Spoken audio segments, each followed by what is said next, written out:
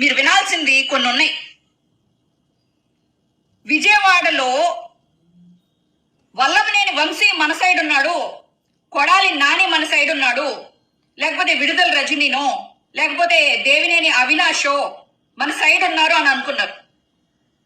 కానీ మీలాగా వీళ్ళు వాళ్ళని నమ్మల. టీడీపీ వాళ్ళు ఓకే, ముఖ్య నాయకులు ఖాళీ అయితే ఏంటి, మళ్ళీ మేము నిలబడతామని చెప్పి కార్యకర్తలను రెడీ చేశారు. బుద్ధా వెంకన్న లాంటి రోడ్ సైడ్ ఆకు రౌడీల్ని రెచ్చగొట్టి మాట్లాడించారు. ఐటీడీపీ ఎంత స్ట్రాంగో తెలుసా? వాళ్ళ కార్యకర్తల్ని బాగా రెచ్చగొట్టి వాళ్ళు ఐటీడీపీ వాళ్ళు ఏం చేస్తారంటే గ్రూపులు పెట్టుకుని సోషల్ మీడియాలో యాక్టివ్గా ఉండి వైఎస్ఆర్సీపీ ఏం మాట్లాడినా అది అబద్ధం, అది తప్పు అని ప్రూవ్ చేయడంలో చాలా బిజీగా ఉంటారు. ఐటీడీపీ దగ్గర ఉన్నంత టెక్నాలజీ మైట్ బి దేశంలోనే ఎవరి దగ్గర లేదు అని కూడా చెప్పుకోవచ్చు. ఐటీడీపీ ఎంత డబ్బు తన కార్యకర్తల కోసం పోషిస్తుందంటే అసలు టీడీపీకి ఉన్న పవర్ ఏంటో తెలుసా జగనన్న? టీడీపీని టచ్ చేయాలన్నా ఎందుకు భయపడతారో తెలుసా?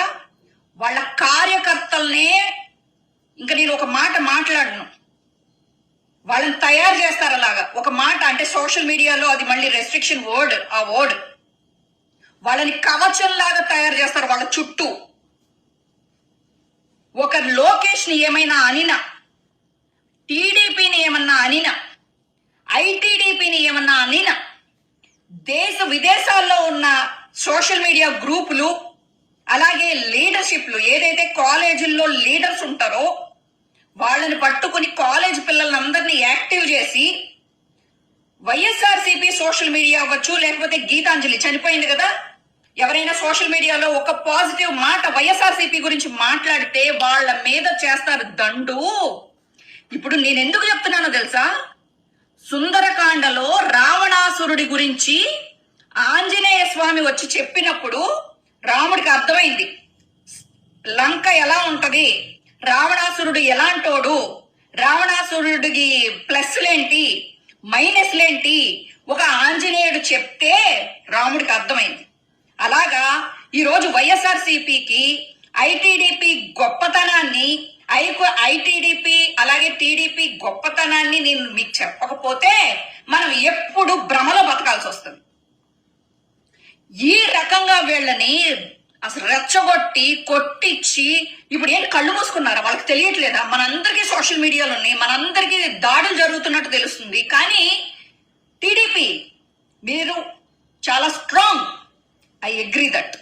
కానీ ఆడవాళ్ళ మీద చేతులు చేసుకుంటున్నారు, చిన్న పిల్లల్ని ఏడిపిస్తున్నారు, అభంశుభం ఎరగని సామాన్య ప్రజల్ని ఏడిపిస్తున్నారు, వాళ్ళ మీద చేతులు చేసుకుంటున్నారు. అది చాలా చాలా చాలా చాలా చాలా తప్పు. మీకు ఎప్పుడు ప్రతిపక్షము అంటే ప్రతిపక్షం లేదు, ప్రతిపక్ష పాత్ర వహించడానికి మేము లేకపోయినా కనీసం మేము ప్రేక్షక పాత్ర మాత్రం వహించము.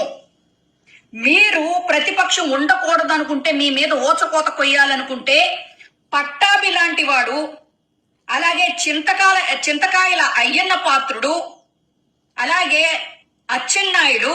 అసలు మీ అచ్చెన్నాయుడు ఏమన్నాడు? పార్టీ లేదు బొక్క లేదు అని చెప్పేసి తిట్టిన అచ్చెన్నాయుడు, తెలుగుదేశం పార్టీ అధ్యక్షుడు అచ్చెన్నాయుడే పార్టీ లేదు బొక్క లేదు ఇంకేముంది అని చెప్పేసి అన్నాడు. అయినా లెగిశారు కదా. ఒక అవినాష్నో, ఒక కొడాలి నానినో, వల్లభనేని వంశీనో వాళ్ళు